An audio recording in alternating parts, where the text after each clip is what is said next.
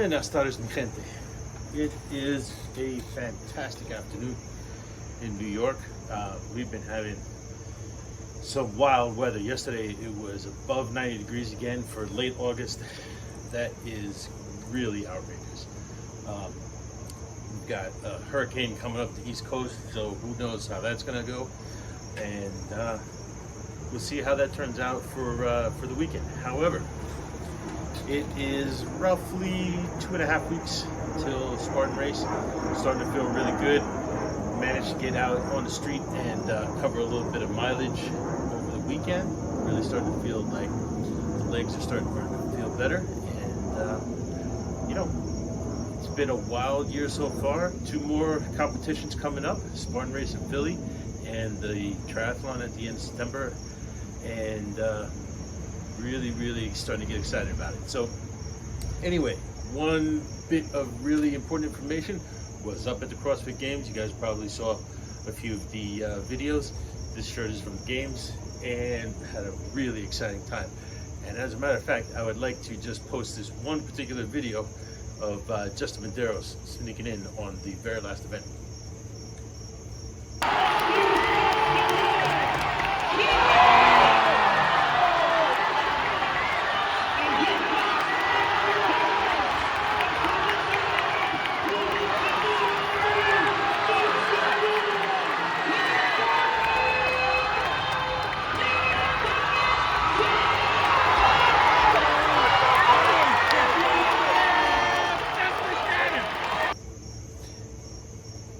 Anyway, that was very exciting, and few minor commentaries.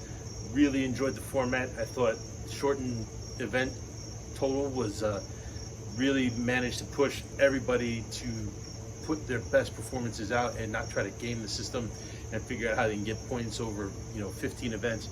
10 events seemed to be a really good total. And after that, the leaderboards were completely volatile. Yes, Tia only lost the leader's jersey for one event, but she got it back. But she still lost it.